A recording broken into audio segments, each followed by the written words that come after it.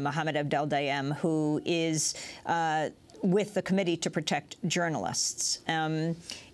Mohamed, this issue of the number of journalists who've been targeted and the latest news of an Egyptian journalist dying, can you talk about what's happening? And you yourself are Egyptian. Sure. The government continues to target journalists through these plainclothes police and through these hired thugs. And it's really quite astonishing that we have the president and the vice president and the prime minister expressing various degrees of regret, ensuring both the Egyptian public as well as international journalists they've spoken to that these attacks will cease, that they will do everything in their power to stop these attacks from taking place, while those attacks are taking place on the street. Those attacks have continued. They're still taking place today. Before coming to the studio here, I was on the phone with journalists. I'm trying to verify something like 20 additional attacks on journalists that took place today. So while the intensity and the frequency of those attacks have gone down slightly, I have to emphasize that they continue to take place. And the Egyptian state-owned and state-controlled media are no longer engaged in the business of news. In fact, they're no longer engaged in the business of propaganda. They are right now being used as an arm of the executive branch. They are there to propagate things that are simply not true. And let me just say real quick that the Committee to Protect Journalists, as a matter of policy, is actually not in the business of analyzing or evaluating editorial lines or the quality of news. We're in the business of protecting journalists. But state-owned media has ceased to be media, as it were, and is now becoming something a couple of notches below propaganda, frankly. One top reporter at Nile TV, Egyptian state television, just threw it all in. She walked out and joined the protesters in Tahrir Square. She said she should have done it long ago. Correct. Shahir Amin, who's an anchor on Nile TV, finally said enough is enough, and simply walked out and joined the protesters in Tahrir Square. I've been trying to get a hold of her. I want to talk to her. But yes, and she's not the only one, by the way. There are numerous presenters on Arabic language programs that have done the same, have either resigned or have walked out. They have not gotten the same level of international attention simply because they broadcast in Arabic. I know Shahira personally, and she broadcasts in English, and so her story has made headlines. Tell us about her. Well, she's been working for Nile TV for a long time. She has long complained, perhaps privately, about the editorial line at some of these stations. But again, I mean, prior to this crackdown against demonstrators and against journalists, the editorial line was was perhaps inaccurate, but one could still refer to it as news with a straight face. Over the past 11 days, it has simply ceased to be news as you and I would describe it. On Thursday, an Egyptian journalist named Ahmed Mohamed Mahmoud died from gunshot wounds. Egyptian security agents have detained Al Jazeera Cairo bureau chief Abdel Fattah Fayed and journalist Ahmed Youssef. Pro-Mubarak supporters also stormed the offices of Al Jazeera and Al Hara. Talk about the journalist who died. Well, the journalist who died was actually filming confrontations between uniformed police, because this was, I believe, on the 27th or 28th of January, when there were actually still uniformed police on the streets of Cairo and elsewhere in Egypt. And he was filming from the balcony of his home confrontations between those uniformed police and demonstrators. And according to Al-Ahram, he was hit by a sniper bullet while filming from the balcony of his own apartment. He was taken to a hospital, and he was in a coma for a number of days before he died yesterday in the hospital. And this marks the first fatality in this uprising that is now on its 11th day, and it's actually quite unfortunate, the 12th day of this uprising, actually. Ahmed Mohamed Mahmoud was a journalist working for Al Tawoun, the newspaper, which is published by the state-owned Al Ahram Foundation? Correct. Yes. He was working for that newspaper. Have they spoken out?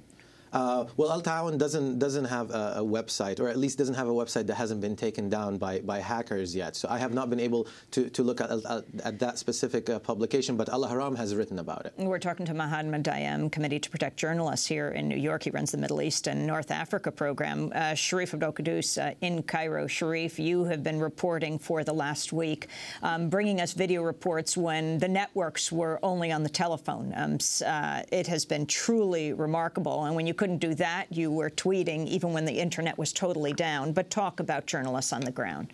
I mean, let me just say, Mohammed is exactly right. I mean, the crackdown on journalists here is severe, and it is continuing. When we first arrived here, we were proudly announcing we were journalists, where we would go and it was fine, and we'd carry our cameras and go in.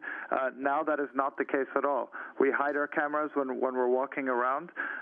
Today, when we got past an initial checkpoint, they did not let my colleague Jackie Suin of Big Noise Films in with a flip camera, but we managed to get it in anyway. And so there is a real crackdown. We also almost got taken in the other day when we were coming back from within Tahrir.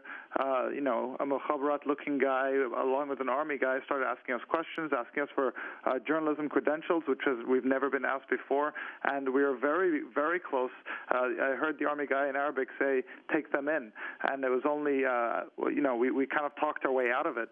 So I've also spoken to a camera person who has been detained twice, and the second time they went through all his footage and started deleting stuff from his cards and copying other footage and copying photos. So there's a real sense of a crackdown on journalists, a crackdown especially on Western journalists and on Westerners in general. I mean, the vibe here is the atmosphere is darkening, and you know, this is typical of the Mubarak regime. It's the kind of clampdown on any kind of coverage at all. I think they realized the fewer eyes that they have here on what is happening, the better. And damned be their reputation in the international community. They're just you know, doing this regardless of who it is. I mean, I heard that Christiana Amanpour almost came under attack one day. So, you know, and she's a very well-known figure. So it is getting more and more difficult to report from Cairo. Mohamed Dayem, the U.S. government, have they been in contact with you? I mean, the call of many of the protesters to stop supporting the Mubarak regime, and then you have many American journalists who have been attacked. Yes, well, we have been in touch with the U.S. government. We have provided the U.S. government with the most comprehensive list that we can of the names of all the journalists, both local and international, that have been detained, harassed, beaten, or otherwise prevented from reporting the news. It is my understanding that they are in constant contact with the Egyptian authorities and that they're advocating on this issue. And before you go, Al Jazeera's office is attacked repeatedly, if not physically attacked, which they were, even yesterday, even when they were saying that now things are peaceful.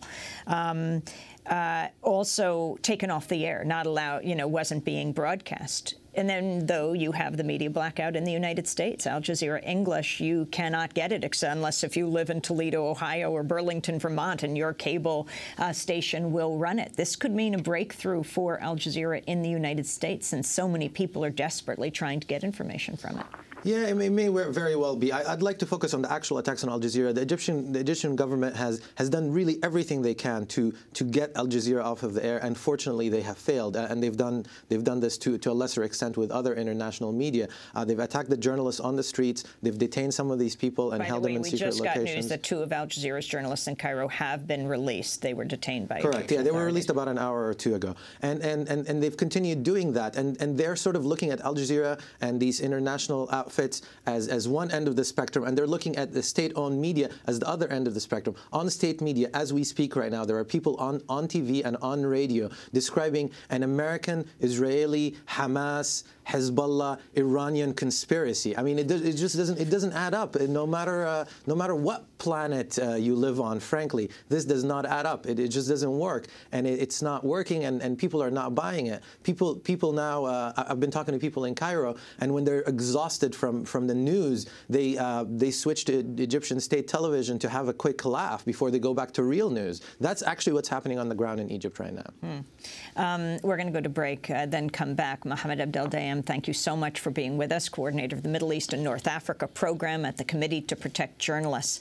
Sharif al-Qudus on the line with us from Cairo, as he has been for more than the last week. When we come back, we're also going to be joined by Professor Rashid Khalidi, talking about the significance of the uprising in Egypt and Tunisia for the whole Middle East, particularly, though, Israel and Palestine. And we welcome all of the thousands of people who are watching right now at democracynow.org, who are joining us from Pacifica Radio, from Link TV, from Free Speech TV. And I hope you'll join us on Facebook and send us where your radio station or television station is broadcasting Democracy Now! Big shout out to our friends at MNN, Manhattan Neighborhood Network, that's broadcasting this full 2-hour special. Tell your stations to run Democracy Now! We'll be back in a minute.